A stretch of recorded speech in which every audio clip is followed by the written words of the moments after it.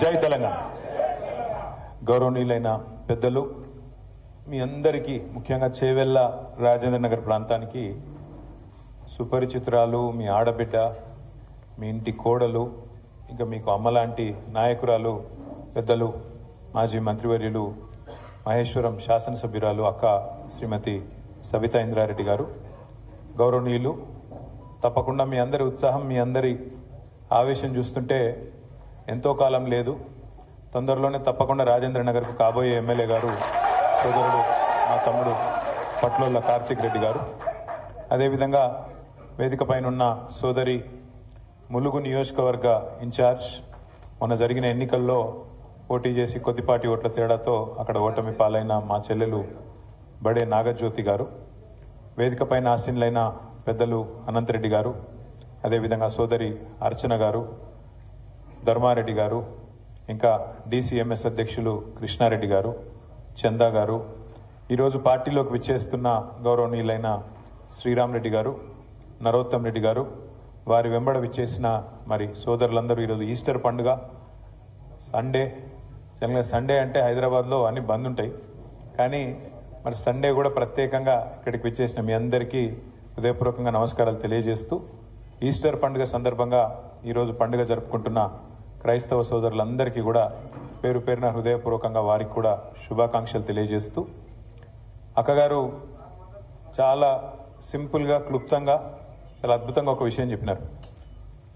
వాస్తవం ఏంటి అంటే ఇవాళ నష్టపోయింది కేసీఆర్ గారో టీఆర్ఎస్ పార్టీ కాదు, అది ఇప్పుడిప్పుడే అందరికి అర్థమవుతా ఉంది. నిజానికి ఔటర్ రింగ్ రోడ్ లోపల మనం ఎవరం కూడా కాంగ్రెస్ పార్టీ మోసపు వలలో పడలేదు. కాంగ్రెస్ ఎన్ని కథలు చెప్పినా, బీజేపీ ఎన్ని కథలు చెప్పినా, ఔటర్ రింగ్ రోడ్డు లోపల ఉన్న ప్రజలు మాత్రం లేదు వీళ్ళు నమ్మదగ్గ మనుషులు కాదు, ఖచ్చితంగా మళ్ళా కేసీఆర్ రావాలి, మళ్ళా గులాబీ జెండాను ఎగిరాలని చెప్పి, అది చేవెళ్ల కావచ్చు, రాజేంద్ర నగర్ కావచ్చు, అన్ని నియోజకవర్గాల్లో మననే గెలిపించినారు, మన పార్టీని గెలిపించినారు. ఒక్క సీటు కూడా ఓఆర్ఆర్ లోపల కాంగ్రెస్ పార్టీకి ఇయ్యలే. బీజేపీకి కూడా అడ్డివారి గుడి దెబ్బ అని ఒక సీట్ వచ్చింది, అది కూడా మన క్యాండిడేట్ మనం పెట్టినోడు కొద్దిగా కరెక్ట్ లేకుండా ఆఖరికి ఆగమాగం చేసిండు కాబట్టి గోషామాయలు పోయింది. కానీ లేదా బరాబర్ గోషామాయలతో సహా కాంగ్రెస్కు బీజేపీకి ఒక్క సీట్ రాకుండా హైదరాబాద్ను ఏకపక్షంగా మనం స్వీప్ చేస్తుంటాం.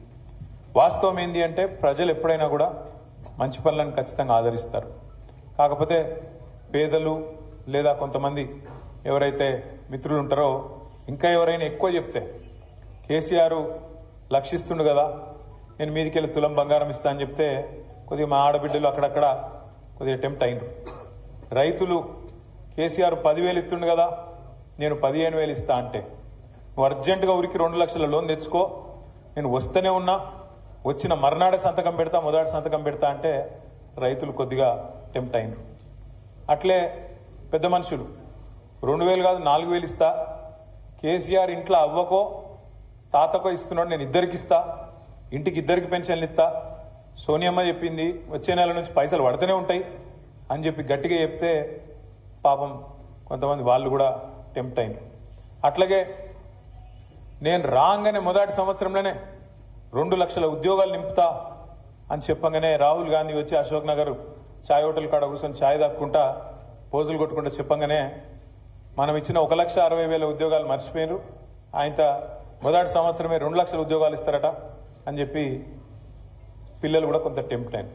ఇట్లా ఇన్ని రకాలుగా 1-2 కాదు 420 వాగ్దానాలు చేసి, 420 అంటే మోసం అంటలేను నేను, నిజంగానే 420 వాగ్దానాలు చేసిరు. ఎస్సీ డిక్లరేషన్ కోసం మీ చేవెళ్ళ మీటింగ్ పెట్టారు, ఎస్సీ ఎస్టీ డిక్లరేషన్. ఖార్గే సాబ్ను పిలిచిరు, ఇక్కడ ఉన్న వాళ్ళు చెప్తే నమ్మతలేరు, ఇక్కడున్న రేవంత్ రెడ్డిని, బట్టి విక్రమార్కని ఎవరు నమ్మతలేరు, పెద్దోళ్ళని తీసుకురావాలని చెప్పి ఖార్గే సాబ్ను పాపం ఢిల్లీకి వెళ్ళి తెచ్చారు. అట్లే రైతు డిక్లరేషన్ అని చెప్పి రాహుల్ గాంధీని తీసుకొచ్చి వరంగల్లో మీటింగ్ పెట్టిండ్రు. అట్లాగే బీసీ డిక్లరేషన్ అని చెప్పి వచ్చి కామారెడ్డిలో మీటింగ్ పెట్టిండ్రు. యువజన డిక్లరేషన్, విద్యార్థి డిక్లరేషన్ అని చెప్పి తీసుకొచ్చి మన ప్రియాంక గాంధీ గారిని తీసుకొచ్చి హైదరాబాద్లో మీటింగ్. ఆఖరికి మహేశ్వరం నియోజకవర్గంలో మొత్తం మేనిఫెస్టో, అంటే అన్నిటి సమాహారంగా ఇన్ని డిక్లరేషన్లు, ఈ కథా కార్ఖానా మొత్తం అన్ని చేసి ఒక దగ్గర కూర్చి దాన్నంతటిని తీసుకొచ్చి తుక్కుగూడలో మీటింగ్ పెట్టి సోనియా గాంధీ గారిని పిలుచుకొచ్చి మరి రాష్ట్ర ప్రజలకు మేము ఇస్తున్న మాట 10 ఏళ్లు మీరు టీఆర్ఎస్ ను చూసిండ్రు, మాకు ఒక్క అవకాశం ఏంది తెలంగాణ వచ్చినాక ఒక్క తాప కూడా ఛాన్స్ ఇయ్యరా అంటే కొంతమంది అట్లా కూడా ఆలోచించారు. 2 సార్లు వీళ్ళకి ఇచ్చినాం కదా, ఒకసారి వాళ్ళకి ఇస్తాంతి ఏం పోయింది అనుకొని ఛాన్స్ తీసుకున్నారు. మరి అలా ఛాన్స్ తీసుకుంటే ఏమైంది?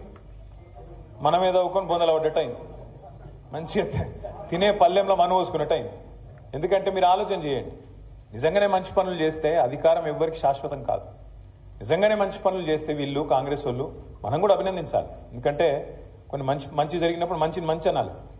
రాజశేఖర్ రెడ్డి గారు ఆనాడు ఆరోగ్యశ్రీ అనే మంచి పథకం పెట్టిండు అని చెప్పి కేసీఆర్ గారు స్వయంగా శాసనసభలోనే అందరి ముందే కుండబద్దలు కొట్టినట్టు చెప్పడమే కాకుండా దాన్ని కొనసాగిస్తా అని చెప్పారు.